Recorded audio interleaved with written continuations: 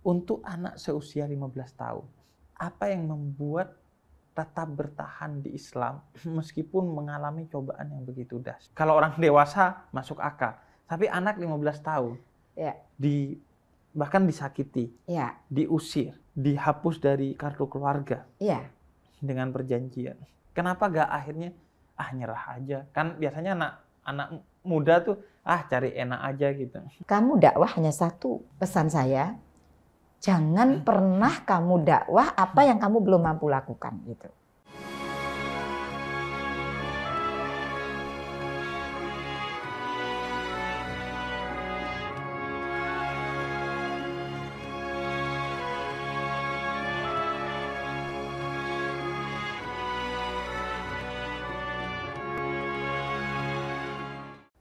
Assalamualaikum Bu Nyaitan, berjumpa kembali. Waalaikumsalam warahmatullahi Habib. Alhamdulillah senang banget kita masih diberi kesempatan untuk berjumpa lagi. Alhamdulillah. Bu Nyaitan. Ya. Kemarin saya sempat ngobrol-ngobrol sama Bu Nyaitan tuh cerita bahwa Bu Nyai ini pengen jadi dokter, tapi kuliah hukum juga. Ya, fakultas hukum. Kemudian akhirnya jadi ustadzah. Nah, jadi kita bereskan sekarang. Jadi siapakah Bu Nyai Tan? Saya itu ketika kecil, karena saya di satu keluarga, saya satu anak. Oke. Siu Ike. Cuma satu anaknya orang tua saya ya. Jadi mama papa saya itu cuma punya anak satu orang saya. Saya boleh dong bermimpi, saya pengen jadi dokter, sekolah tinggi, saya kepengen kuliah dan nantinya saya jadi dokter. Itu cita-cita awal saya. Kemudian karena di tengah perjalanan kami harus menjalani seperti ini, kami harus ada perbedaan. Akhirnya saya memilih jalan sendiri, jalan yang saya tempuh, yang membuat mereka tidak bisa terima. Akhirnya ya mau tidak mau secara terpaksa saya harus keluar dari rumah. Itu perjalanan awalnya. Secara otomatis kan tidak ada yang membiayai Habib. Saya sekolah biaya sendiri. Saya untuk makan setiap hari saya biaya sendiri. Walaupun saya tahu ibu saya berat gitu ya melepas saya ketika saya diusir oleh bapak itu. Jadi bagaimanapun dia seorang ibu, naluri keibuannya ada. Akhirnya saya ditolong oleh seseorang yang kemudian menjadi orang tua angkat saya. Dari situlah saya banyak belajar tentang Islam itu. Kemudian saya terus jalankan aja semampu sebisa saya. Saya mulai kecil sekolah di negeri. Jadi kan saya banyak belajar dengar terus tentang agama Islam. Ada ketertarikan. Komunitasnya banyak Muslim. Ya, terus setiap hari saya itu suka baca. Jadi kitab suci yang saya baca itu bukan hanya Islam. Berbagai macam agama, saya suka belajar, Habib. Jadi kebetulan orangnya boleh dibilang seneng kepingin tahu segala, kepo gitu. Ya saya belajar dari sini, saya belajar dari sini. Ada satu ketertarikan ya saya tidak tahu itu hidayah. Dan akhirnya saya pilih Islam sebagai jalan hidup saya. Dan pertentangan demi pertentangan yang membuat saya harus terpental dari rumah. Saya juga harus punya konsekuensi. Akhirnya saya bekerja, Habib. Saya itu pagi sekolah sampai jam 1 dulu. Jam 3 itu saya mulai mulai bekerja di pabrik. Sampai jam 11 malam. Paginya sekolah lagi. Itu saya jalani sampai saya lulus SMA. Itu kan baru kelas 1. Kelas 1 sampai saya lulus SMA itu alhamdulillah bisa jalan terus. Dan kemudian saya kuliah juga sambil bekerja. Nah, untungnya ketika kuliah itu terus dapat jodoh. Jadi ada ringan itu. Dan dari situ ketika saya ada anak baru orang tua saya mulai sadar, mulai itu. Tapi masih terus kemudian bisa menerima perbedaan gitu loh. Dan ketika saya akhirnya dapat pekerjaan bukan di kedokteran, tapi saya karena kuliah nggak ada biaya ke kedokteran, saya masuk di Fakultas Hukum. Akhirnya saya bekerja sebagai pengacara, bukan pengangguran banyak acara, pengacara ngurusi pasal-pasal hukum. Saya hanya bertahan 2 tahun, Habib. Jadi akhirnya saya bekerja di suatu perusahaan, diminta oleh teman saya untuk memimpin sebuah perusahaan, dan saya iakan. Saya lebih tenang di situ. Ternyata lebih enggak terus bergejolak ya hati ketika menjadi lawyer gitu. Banyak yang bertentangan di dalam nurani ini. Hanya saya memilih jalan hidup untuk bekerja di perusahaan itu. Nah, kemudian jalani, akhirnya saya dapat rezeki. Dari situ saya pergi ke Tanah Suci. Saya di sana berdoa, ya Allah, kalau boleh diizinkan beri saya panjang umur, sehat dan rezekinya melimpah barokah untuk ibadah itu. Terus kedua, jadikan umur ini manfaat. Yang ketiga, jadikan kami satu akidah. Setiap kali saya pergi ke sana, itu yang saya doakan. Allah itu rupanya tidak akan membiarkan hambanya sendirian berjuang ya. Mulai dari menentang, mulai dari memusuhi, menyiksa secara lahir, batin. Akhirnya hidayah itu akhirnya datang. Terus ketika sudah datang, bapak saya pernah ngomong, begini Habib, kalau saja saya tahu Islam itu seperti ini, saya mungkin sudah sejak dulu saya tidak akan melarang kamu. Karena kami belum tahu itu. Saya selama masih berbeda tidak pernah berdebat Habib sama beliau-beliaunya. Secara anak ke orang tua saya tetap taat. Karena itu sudah doktrin bahwa orang China itu seorang ibu itu kayak dianggap suci. Iya, jadi kami pun tidak berani kecuali masalah akidah ini. Bagi saya udah kata kiai saya lakum dinukum waliyadin kalau untuk urusan itu. Saya dikasih tahu di dalam surat Luqman itu kalau engkau walaupun berbeda tetap harus taat dalam urusan ibu dengan anak itu saya lakukan. Dan dari situ rupanya orang tua itu tahu, oh kamu setelah di Islam seperti ini gitu. Dan saya ingin tunjukkan ke mereka bahwa Islam itu indah seperti ini. Islam itu merangkul, tidak pernah memukul. Islam itu kasih sayang yang diajarkan. Dan Islam itu tidak pernah mengajak membenci, tapi menyayangi. Islam itu mengajak, tidak mengejek. Itu akhirnya saya tidak tahu ya Allah itu kalau mau membuka pikiran dan hati manusia. Dan ketika betul-betul, mulai dari ibu saya dulu, kemudian bapak saya menyusul, itu suatu hari dia ngomong seperti ini. Aku pengen ke tanah suci seperti kamu gitu. Ini ibu yang ngomong. Dua-duanya. Oh, dua-duanya. Terus kemudian saya berdoa aja setiap saat, ya Allah, terima kasih ya Allah, alhamdulillah. Terus dia bilang gini, Habib, aku doain ya Tan Mewa, jangan dipanggil Allah dulu sebelum bisa ke Baitullah gitu. Hanya tahun 2008 bapak saya sama ibu bisa menunaikan ibadah ke tanah suci dan betul itu jadi doa. 2011 ibu saya bulan September dipanggil oleh Allah. Terus menyusul 7 bulan, hanya 7 bulan ya, September, Oktober, November, Desember, Januari, Februari, Maret, April. Bapak saya menyusul dipanggil Allah. Tapi paling tidak saya bahagia karena sudah muslim. Wala tamutunna illa wa antum muslimun.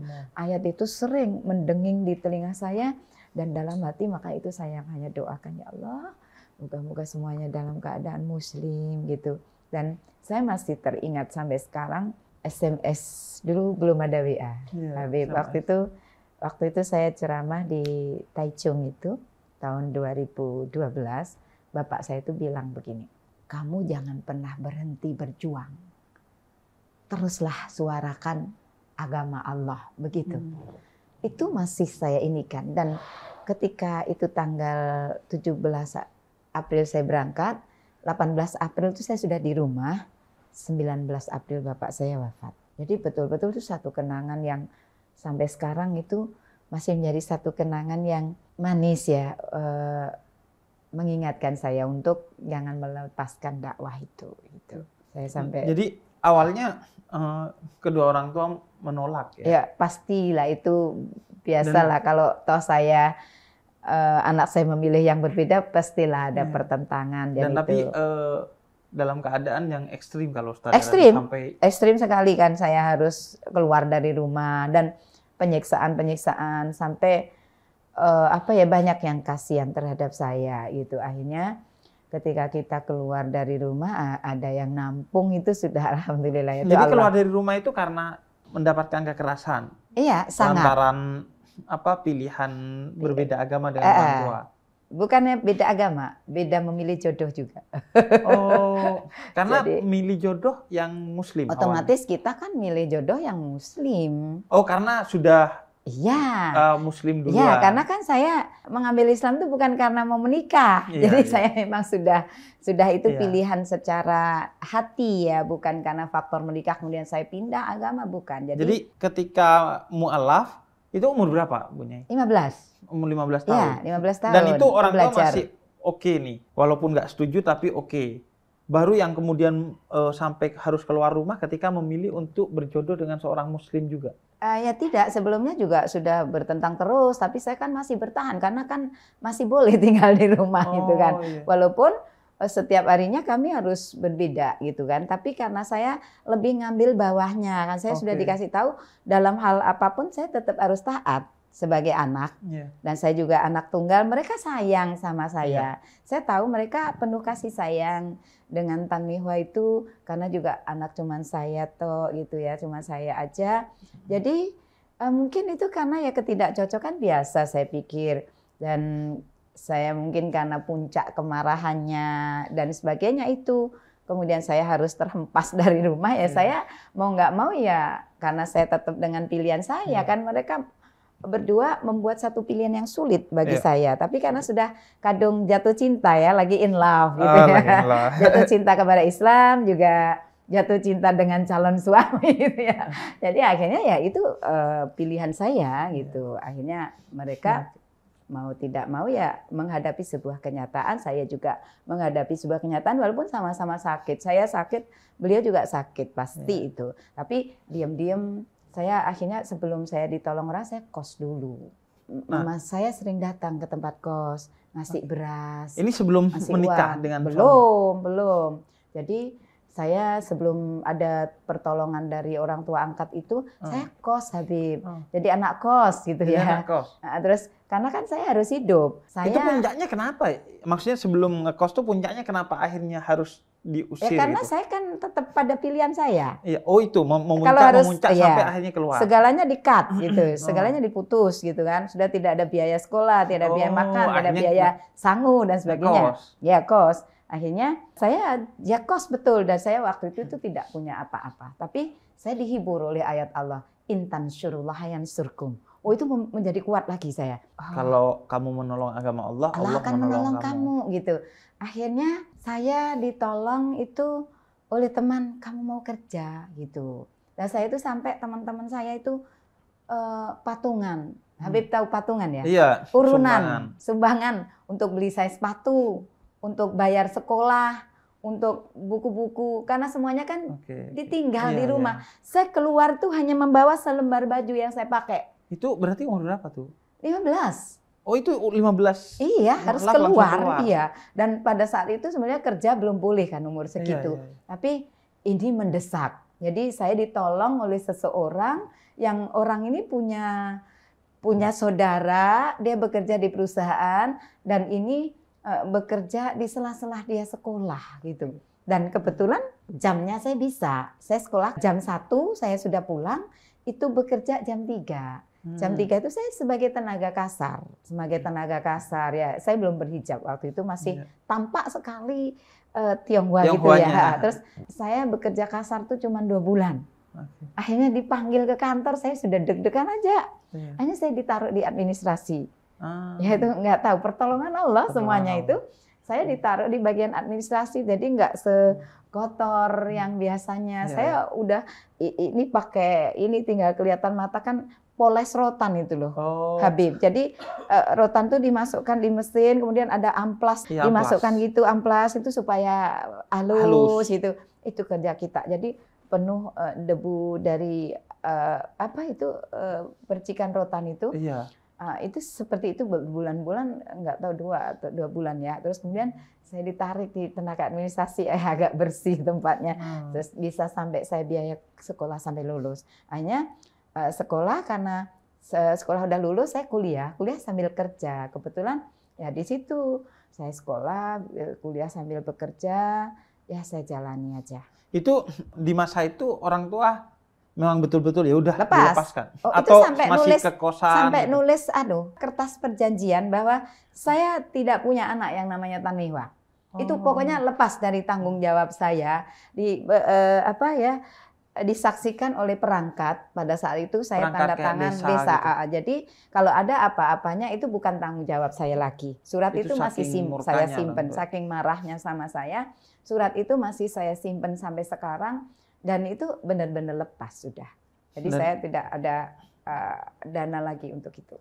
Dan ini sebenarnya cerita yang manusiawi, bahwa sebagaimana Allah bilang dalam surat Al-An'am 108, setiap orang itu akan merasa bahwa apa yang menjadi agamanya itu adalah satu kebenaran. Kebenaran, ya, betul. Sehingga bisa jadi orang tua melakukan itu karena merasa yang benar itu agama saya dan Iya, saya sayang kepada kamu. betul, betul. Di awal itu yang terjadi ya.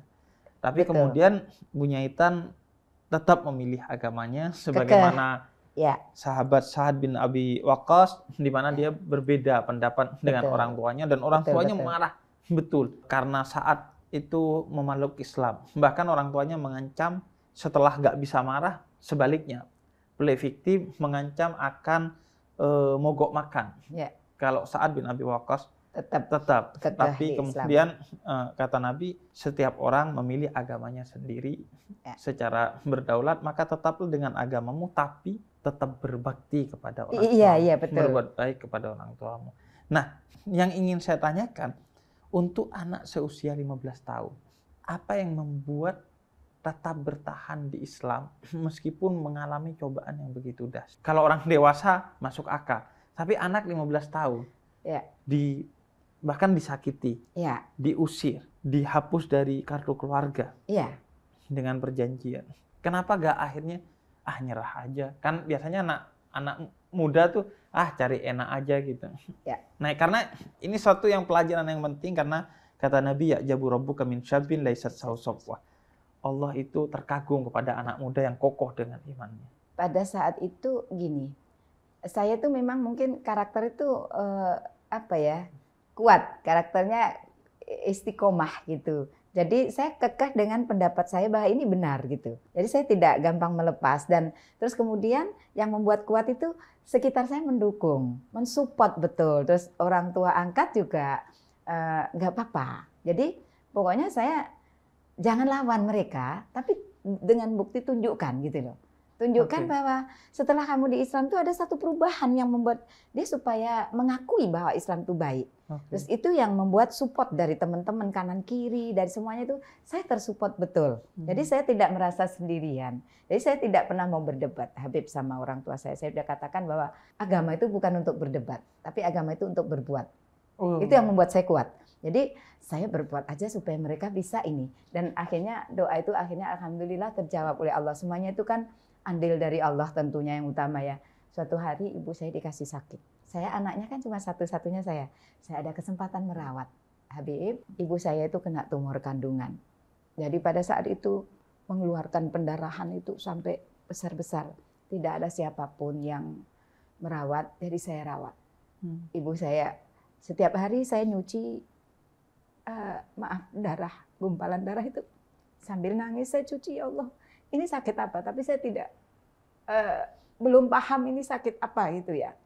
Saya cuci tiap hari, pokoknya saya, ya Allah, dengan ini semoga ibu saya sadar bisa ini. Saya mintanya hidayah itu aja. Ibu saya akhirnya sembuh Habib, dioperasi tumornya. Jadi ibu saya itu tidak tahu kalau dipikir hamil. Akhirnya sampai besar gitu. Tidak pernah tidak pernah nyangka bahwa itu satu penyakit. Baru setelah mau periksa, ini bukan hamil Bu, gitu. Karena tidak mungkin, saya kan udah gede gitu loh. Ternyata itu sebuah penyakit, dan satu itu saya ngerawat. Bapak saya tahu, tapi bapak saya masih gengsi gitu. Suatu saat bapak saya yang dikasih sakit, ibu saya sudah sembuh. Terus kemudian dirawat di rumah sakit. Saya pikir ini kesempatan saya berbuat baik kepada bapak saya. Ternyata dugaan saya salah, Habib. Tetap marah sama saya. Setelah sembuh pun marah? Kalau ibu saya sudah lunak. Bapak saya sembuh, tapi saya itu beli obat yang tidak diketahui. Karena kan kalau nanti dikasihkan, kalau dari saya pasti nggak mau minum. Terus saya bilang sama mama saya, mah, ini kasihkan kan saya, dia nggak mau saya datang menjenguk dia sakit itu, dia nggak mau, menolak. Bahkan sampai di rumah sakit pun suster sudah dipesenin. Saya nggak boleh masuk. Saya nggak punya pilihan lain. Saya masih putar otak nih, putar akal supaya dia bisa itu. Terus saya tanya sama dokter, kemudian saya belikan satu obat gitu, dan dengan izin Allah dia minum terus. Dikasihkannya sama ibu saya, dibilang ini obat dari dokter ya. Memang kan dari dokter. Saya tapi tidak bilang lantaran Tanmiwa gitu loh. Kemudian bapak saya bisa sembuh, terus kemudian minta obat itu lagi ceritanya. Minta obat itu lagi sama mama saya, saya enggak tahu belinya di mana. Terus marah bapak saya, lu bagaimana kamu tidak tahu, terus resep kan ada resep gitu. Terus akhirnya ngaku kalau obat itu dari Tanmihwa gitu. Marah bapak saya, bukan sadar, marah besar. Seandainya saya itu tahu obat itu dari Tanmihwa, saya tidak mungkin mau minum. Itu sudah sembuh loh. Sampai diingatkan sama ibu saya. Bersyukur saja. Sekarang sudah dikasih sembuh. Itu lantaran itu. Ya, dari omongan ibu saya itu kali ya, lewat itu. Terus akhirnya mulai berpikir, lah ibu saya kan sudah ada di pihak saya. Akhirnya. Tapi belum malah. Sudah. Dia mencari guru saya itu, minta di situ, saya takutnya juga bertengkar itu. Ternyata. Tapi ayah juga belum tahu pada saat itu. Belum, kalau tahu kan marah. Iya, gitu ya. Iya. Terus pada saat itu lama-lama kan tahu juga. Oh, marahnya tambah marah gitu ya. Akhirnya kan paling tidak kita sudah ada 2:1 gitu. Iya. Saya agak ringan. Terus kemudian akhirnya diomongin seperti itu tuh lama-lama mungkin karena makin tua luluh juga. Luluh juga, dan saat itu juga hidayah Allah itu ada. Perjuangannya sangat panjang itu. Habib berapa tahun? 11 tahun. 11 tahun. 11 tahun. Lama sekali. Padahal itu saya berdoa berkali-kali itu, tapi saya juga tidak kapok-kapok untuk berdoa ketika saya ada. Pokoknya terus hanya itu aja doa yang saya terulang. Saya teringat doa Nabi Zakaria pada saat itu ingin mempunyai anak kan. Pada saat itu walaupun sampai tulangnya rapuh, dia tetap berdoa. Masa kita iya sih baru sekian tahun langsung kemudian kita terus menyerah gitu. Ya dari perjuangan itu. Akhirnya saya berjuang ya dengan terseok-seok seperti itu, tapi saya menganggap itu biasa gitu. Sudah tertempa akhirnya ya. Justru saya bersyukurnya Habib di situ. Seandainya saya hidup di rumah terus dan sebagai anak tunggal, mungkin tetap jadi anak mama. Jadi Allah itu ternyata memang menginginkan seperti ini jalan hidup saya. Akhirnya alhamdulillah kami seiman, seakidah. Dan bahkan orang tua sempat ke Baitullah. Iya, tahun 2008 itu mama sama papa saya karena keinginannya terus seperti itu kan. Umroh.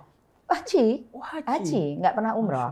Nggak pernah umroh, jadi doakan ya saya Tanmihwa untuk bisa ke Tanah Suci sebelum dipanggil Allah gitu. Itu dua-duanya sudah dalam keadaan sakit berangkat ke Tanah Suci itu. Terus saya pelan-pelan saya inikan. Jadi sangu obat satu kresek itu. Terus tapi alhamdulillah lancar. Lancar. Pulang masih ada waktu kesempatan 3 tahun kan.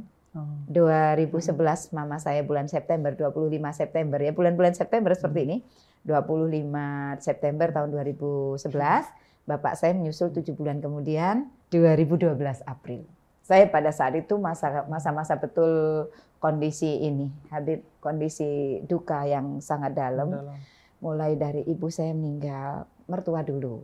Kemudian Mei mertua, kemudian September ibu saya. Kemudian Februari itu saudara ipar. Kemudian April itu bapak saya sendiri, sudah 4 kan. Kemudian yang kedua lagi itu orang tua angkat saya yang mengenalkan Islam itu juga tidak ada lagi. Jadi betul-betul hantaman sana sini bareng, hampir barengan itu. Dalam 1 tahun Mei ke Mei itu kehilangan 6 orang yang pernah berjasa dalam hidup saya. Makanya saya hanya bisa mendoakan beliau-beliau itu semoga jadi catatan amalnya. Dan walaupun sudah agak terlambat ya, bapak saya itu ketika sudah bisa itu ngajari Iqra anak-anaknya orang nggak mampu. Jadi ngaji gratis. Dari Iqra itu ngaji. Beliau sudah tua, ngajari ngaji. Saya dulu juga berangkatnya ngajari Iqra anak-anak dulu di sekitar Tulungagung itu kan daerah kampung minim, juga abangan. Jadi ketika anak-anak belajar ngaji itu kadang belum selesai dipanggil orang tuanya, marah-marah mereka. Apa manfaatnya ngaji? Memang ngaji bisa memberi hidup tak gitu. Saya ya udah seperti itu nggak apa-apa. Saya jalankan aja. Ketika saya sudah paham Islam, saya bisanya baru baca alif ba ta sampai dulu namanya bukan Iqra, Habib. Turutan. Turutan namanya itu kitab sebelum Quran itu turutan. Jadi kalau ini kan Iqra 1 sampai 6 itu. Dulu namanya turutan. Jadi ketika saya sudah diajari, saya ganti ngajarkan balik. Jadi kiai saya bilang tuh, kamu dakwah itu enggak usah nunggu pinter dulu. Apa yang kamu bisa itu sampaikan dulu. Ya walaupun satu ayat itu yang dia pakai, betul-betul itu saya jalankan. Dan saya diwanti-wanti, kamu dakwah hanya satu pesan saya, jangan pernah kamu dakwah apa yang kamu belum mampu lakukan. Gitu. Jadi sampai sekarang itu saya tulis di DP saya, Habib itu nggak pernah saya copot. DP saya itu tulisannya gini, lakukan apa yang engkau katakan, dan katakan apa yang engkau lakukan. Itu di situ itu nggak pernah bergeser.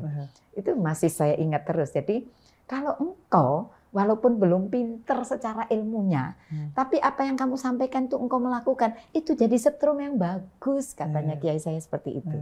Dan itu yang saya pakai sampai sekarang. Melakukan apa yang, menyampaikan apa yang baru bisa saya lakukan, walaupun itu sedikit nggak apa-apa. Tapi kita melakukan dulu baru sampaikan gitu. Jadi itu berarti kenal Islam pertama kali dari ibu angkat itu? Enggak dong. Dari sekolah yang saya belajar itu, akhirnya ada keinginan pribadi. Dari sekolah karena banyak dengar terus. Dulu negeri. Tanya-tanya sama guru agama saya juga. Guru agama Islam. Ini kenapa kalimat ini? Pokoknya saya bukan berdebat tapi bertanya. Saya enggak ngerti tapi nanya aja gitu. Itu mulai itu tumbuh. Iya, tumbuh. Terus kemudian ada satu titik. Sederhana Islam itu ternyata. Ada satu konsep yang jelas gitu ya. Ketuhanannya jelas. Terus kemudian apa yang saya lihat, semuanya dibahas di situ. Mulai dari hal yang kecil sampai yang besar, semuanya komplit di kitab suci itu. Kan guru saya mengatakan ini kitab penyempurna Tanmihwa gitu. Jadi menyempurnakan kitab-kitab sebelumnya. Bukan berarti mengingkari kitab sebelumnya. Tapi ketika sudah ada Al-Quran, otomatis yang dipakai itu yang kitab yang penyempurna ini. Seperti itu. Nah itu yang membuat saya, oh iya ya. Kalau saya berpikirnya sederhana. Kalau misalnya pemerintahan berlaku, otomatis saya nggak bisa menggunakan peraturan yang lama dong. Harus pengaturan yang baru, peraturan yang baru. Semacam amandemen itu. Sudah. Amandemen, ya. Nah, jadi seperti itu. Berarti kemudian menjadi mu'alaf itu umur 15? Iya, 15. Mendekati 16 tahun. Sekolah SMA. Oke. SMA. Berarti belum ketemu ibu angkat ini? Belum. Jadi setelah itu, ya saya setelah diusir kan, ketemu itu, dipertemukan oleh Allah dengan ibu angkat itu ketika saya sudah mentok ya. Jadi Allah pertolongan itu selalu datang. Ya, seperti itu. Dan yang luar biasa lagi, ibu angkat saya itu juga nggak punya anak. Jadi betul-betul pas sekali. Beliau guru kehidupan saya, ya guru agama saya. Beliau seorang yang taat agama. Beliau punya santri kecil-kecil gitu ya. Dari di situ saya ditolong itu. Beliau juga udah wafat dua-duanya.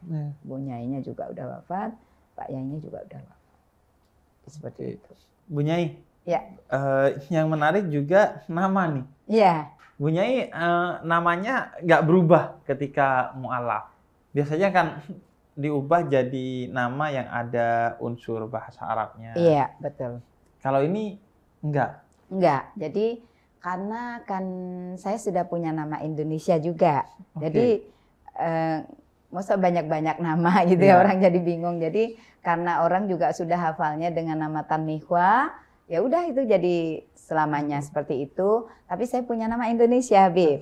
Nah, saya punya nama Ida Astuti.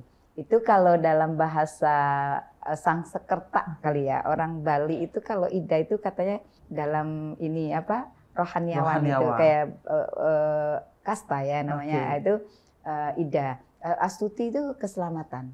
Jadi selamat, kalau orang Jawa itu bilang keselamatan, astuti gitu. Jadi seperti itu. Ya udah, sudah artinya bagus, ya udah nggak ganti-ganti nama. Jadi tertulisnya seperti itu. Nama KTP ya itu. Itu. Karena dalam surah Al-Imran itu, dalam kisah keluarga Imran itu ditekankan bahwa salah satu hak seorang anak dari orang tuanya itu mendapatkan nama yang baik. Ayusinasmahu idza ulida. Jadi ketika namanya udah baik, walaupun pakai bahasa Sanskerta, bahasa Mandarin atau apapun, nggak ada masalah. Yang penting namanya sudah baik. Kalau bahasa Mandarin kan tadi saya sudah katakan, Habib, itu meihua itu bunga yang cantik. Itu ada sejarahnya. Jadi bunga meihua itu menjadi ikon di Tiongkok sana. Ada yang unik bunga meihua itu. Kalau bunga-bunga lain kan gampang layu. Bunga meihua itu nggak layu, Habib. Nah, itu harapan saya setelah tahu artinya seperti itu ya. Moga-moga saya tidak pernah layu dalam syiar agama Allah ini. Amin ya Allah. Itu dia. Nah, jadi kalau akhirnya memilih jalan dakwah itu mulai kapan? Pada saat itu kan kita berkecimpung untuk ngasuh anak-anak kecil gitu kan.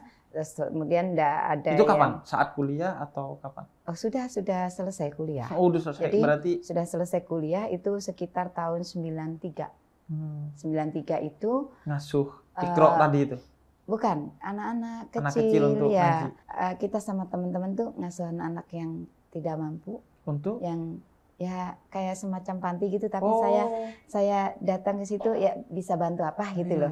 Jadi terus ngundang penceramah gitu kan, terus ya mulai dari titik itu saya dakwah itu. Penceramahnya nggak ada. Nggak ada, terus saya disuruh maju. Kenapa jadi yang mualaf yang suruh maju gitu, kok nggak yang Islam dari lahir gitu misalnya? Nggak tahu, katanya saya yang bisa ngomong gitu katanya. Public speakingnya bagus kayaknya. Ya, mulai dari dulu memang saya suka ikut lomba-lomba pidato, ikut lomba apa gitu. Terus saya disuruh ngomong, tapi belepotan juga, Habib, kan beda gitu loh. Ini berbicara satu ceramah itu beda dengan pidato itu. Waktu itu apa yang diceramahkan?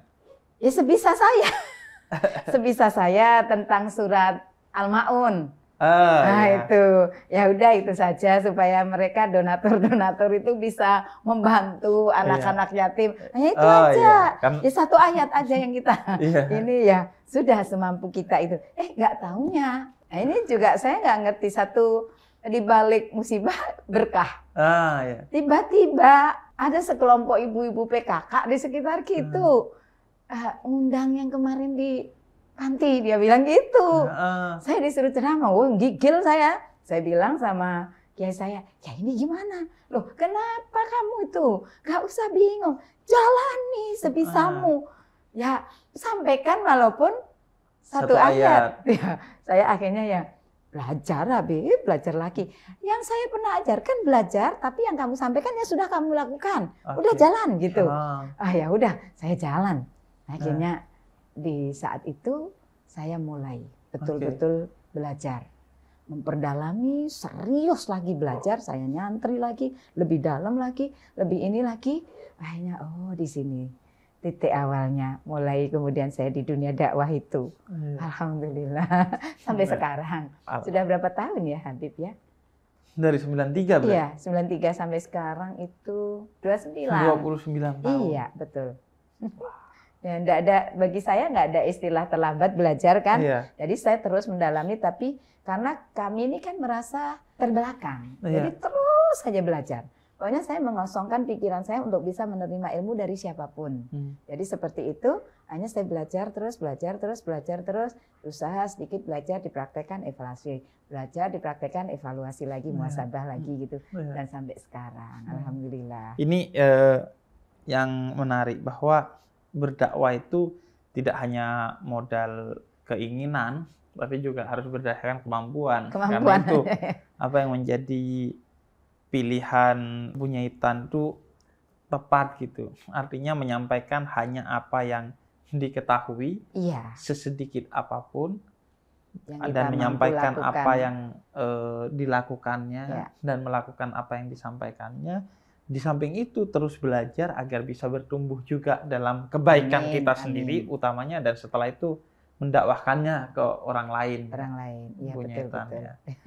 Bu Ya, Nyai, itu semampunya, hanya seperti itu Habib. terima kasih Bu Nyai ya. Sama-sama Habib, moga-moga perbincangan kita jadi manfaat ya Amin. Habib. Amin.